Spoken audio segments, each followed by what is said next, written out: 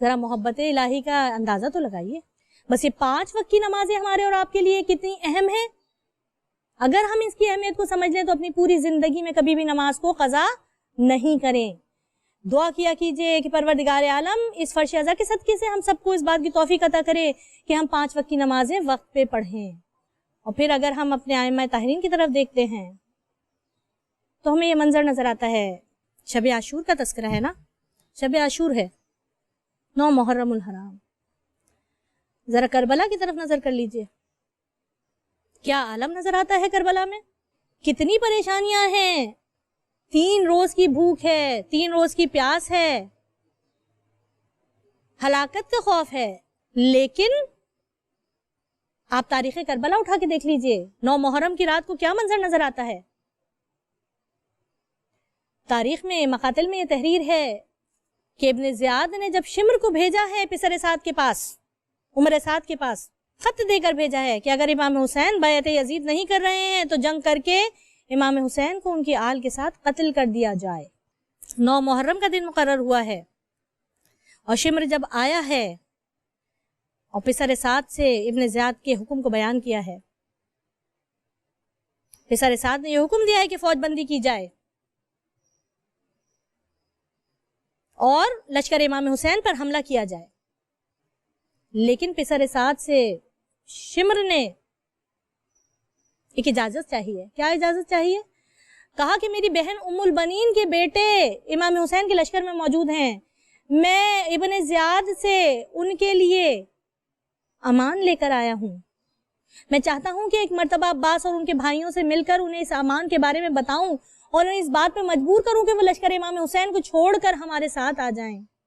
صاحبان اعزا, یہی ہوا ہے 9 محرم کو کہ پسر سعد کے لشکر سے نکل کر شمر آیا ہے امام حسین کے لشکر کی طرف. مولا عباس کو طلب کیا ہے, مولا عباس جانا نہیں چاہتے ہیں. امام حسین کی حکم کے مطابق آئے ہیں جناب عباس شمر کے پاس, اور جب شمر نے امان نامے کا ذکر کیا ہے نا, ایک مرتبہ شجاعت کا نعرہ بلند کر کے میرے مولا نے شمر کی طرف دیکھ کر بڑے دلیرانہ انداز میں یہ ارشاد فرمایا کہ اے شمر, وائے ہو تجھ پر کہ تیرے پاس میرے لیے اور میرے بھائیوں کے لیے تو امان ہے, لیکن فرزند رسول کے لیے امان نہیں ہے.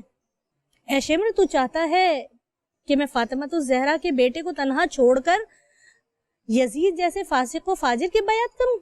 اور پھر پلٹ کر جناب عباس واپس آ گئے. جب امام حسین کو اس واقعہ کا پتہ چلا نا, ایک مرتبہ بھائی کے شانے پر ہاتھ رکھ کے بڑی مظلومیت سے میرے مولا نے کہا تھا, عباس اگر تم یہ بیعت لے لیتے یا امان میں چلے جاتے تو عباس شاید میری بہنیں کوفہ و شام کے دربار میں سر ننگے نہ پھرائی جاتی. عزاداران امام, میرے مولا نے انہی مولا عباس کو بھیجا ہے پسر سعد کے پاس کہ جا کے پسر سعد سے 1 رات کی مہلت لے لو. کس بات کے لیے؟ کہ میں چاہتا ہوں کہ میں یہ پوری رات عبادت میں بسر کروں. پورا واقعہ نہیں بیان کروں گی کس طرح سے مولا عباس آئے, پسر سعد سے گفتگو کی. بہرحال جب ملی ہے 1 رات کی امان کہ کل صبح یعنی 10 محرم کی صبح سے جنگ کا آغاز ہوگا, تو اب میرے مولا نے حکم دیا کہ خندق کھود دی جائے. خیمے قریب کر کے لگائے گئے. وہ حسین کے جو پردوں کا اتنا خیال رکھنے والے آج اتنے مجبور ہوئے ہیں کہ حکم دے رہے ہیں کہ اہل بیت اطہار کے خیمے بیچ میں لگائے جائیں اور خیمے کو خیمے سے جوڑ کر قریب کر لیا جائے. اور پھر اس کے بعد میرے مولا نے اپنے تمام اصحاب و انصار کو اپنے حجرے میں طلب کیا ہے, اپنے خیمے میں طلب کیا ہے.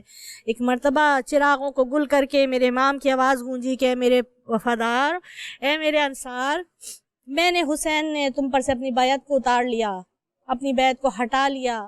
بس تم میں سے جو کوئی بھی چاہے اس وقت کربلا سے میرے پاس سے نکل کے جس طرف چاہے چلا جائے, اور چاہے تو میرے ایک ایک اہل بیت کا ہاتھ پکڑ لے تاکہ انہیں بھی تمہاری وجہ سے امان مل جائے. کیونکہ میں جانتا ہوں کہ یہ لشکر یزید صرف اور صرف میرے خون کا پیاسا ہے, وہ تمہارے پیچھے نہیں آئے گا. جب چراغ گل کرنے کے بعد کافی دیر بعد جب چراغ کو روشن کیا گیا تو ایک مرتبہ میرے مولا کی آنکھوں سے آنسو جاری ہوئے، اس لیے کہ تمام کے تمام اصحاب اپنے مقام پر ہی بیٹھے ہوئے تھے اور تلواریں اپنے ہاتھوں میں لے کر گویا اس بات کے منتظر تھے کہ کب مولا حکم دیں اور اپنی گردنوں کو سر سے جدا کریں۔ کہنے لگے مولا اگر آپ یہ حکم دیں کہ ہم اپنے ہاتھوں سے اپنی گردنوں کو کاٹ دیں تو ہمارے لیے یہ بات بہت آسان ہے بنسبت اس بات کے کہ ہم آپ کو چھوڑ کے چلے جائیں۔ اے فرزند زہرا، یہ آپ کیسے کہہ رہے ہیں کہ ہم اس حالت غربت میں آپ کو چھوڑ کے چل جائیں؟ مولا یہ ممکن نہیں ہے کہ ہم آپ کو اس حال میں چھوڑ کے جائیں، چاہے قضا ہمیں ٹکڑے ٹکڑے کر دے، چاہے فوج یزیدی ہمارے ٹکڑے ٹکڑے کر دیں، چاہے قضا ہمیں کہیں بھی لے جائے، لیکن مولا ہم آپ کو چھوڑ کے نہیں جائیں گے۔ میرے مولا نے ایک مرتبہ نہایت ہی خوشی کے ساتھ اپنے اصحاب کو دیکھا اور پھر اس کے بعد کہا کہ میں بڑا خوش نصیب ہوں کہ تم جیسے اصحاب نہ میرے بابا کو ملے اور نہ میرے نانا کو ملے اور نہ میرے بھائی حسن کو میسر آئے۔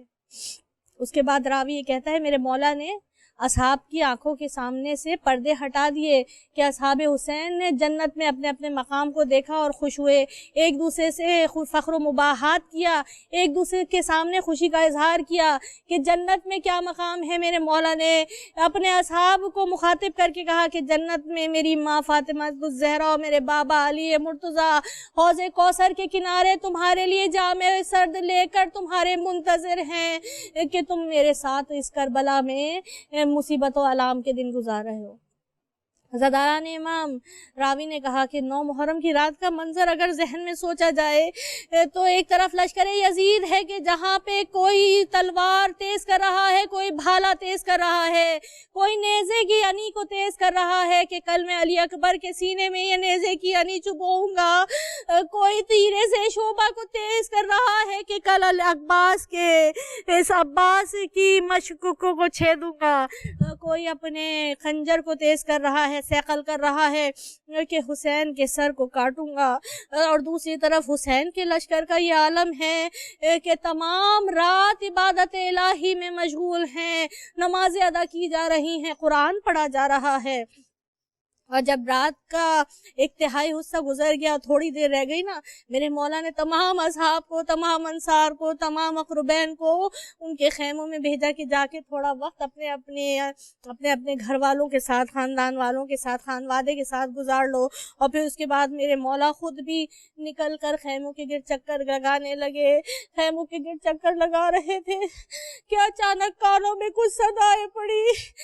میرے مولا نے جب خیمے کی پشت سے دیکھا تو کیا دیکھتے ہیں کہ جناب والدہ جناب علی اکبر کا سر اپنی گود میں رکھے ہوئے، اپنی گود میں جناب علی اکبر کے سر کو رکھے ہوئے چراغ کی روشنی میں علی اکبر کو دیکھ رہی ہیں، اپنے بیٹے کے سر میں شانہ کرتی جاتی ہیں اور پیار کرتی جاتی ہیں، کہتی جاتی ہیں علی اکبر تم شبیہ رسول ہو، اے میرے بیٹے تم میری آنکھوں کے تارے ہو، کل جب بابا پہ قربانی کا دن آئے، بابا پہ قربان ہو جانا، ماں کو کسی کے آگے شرمندہ نہیں کرنا۔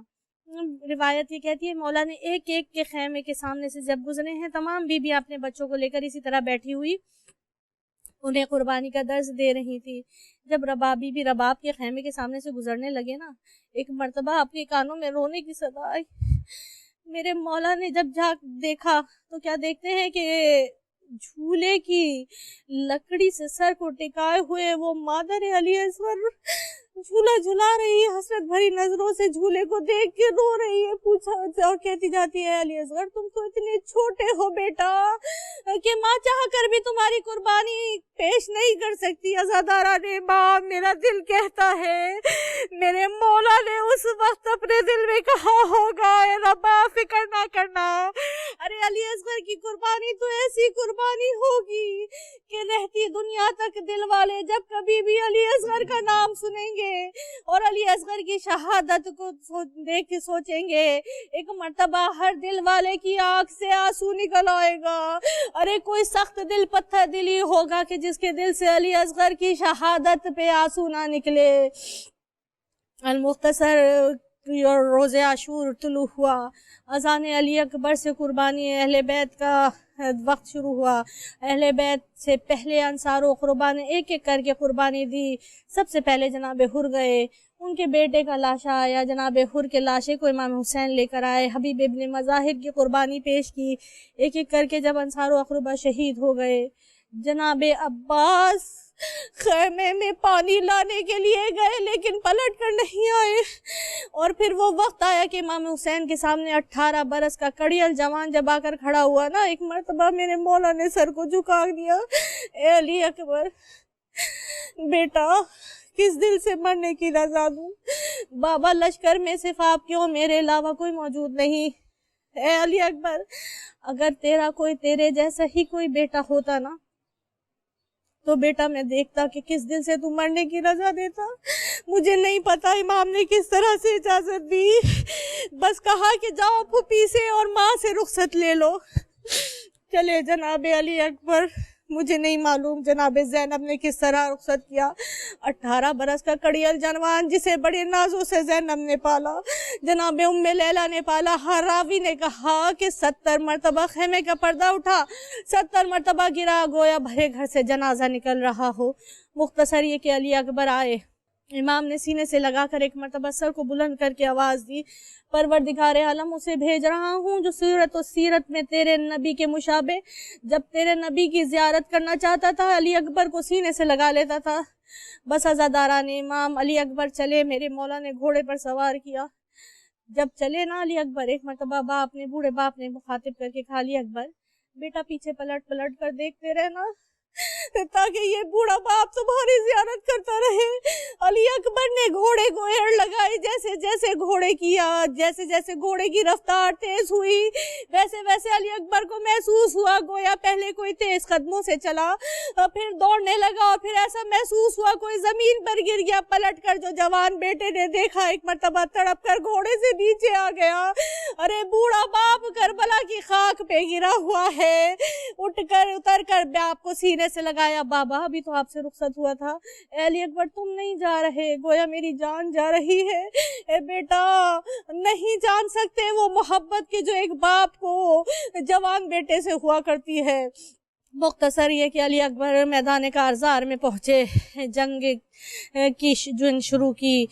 ऐसी जंग की अलामान अल हफीज़ की सदाएं बुलंद हुई, चारों तरफ से घेरा खुदा की लानत हो हसीन बिन नुमैर पर। ऐसी बर्छी की अनी सीनाए अली अकबर में तोड़ी, एक इस घोड़े पर नहीं संभला कि आवाज़ दी, बाबा मेरा आखिरी सलाम।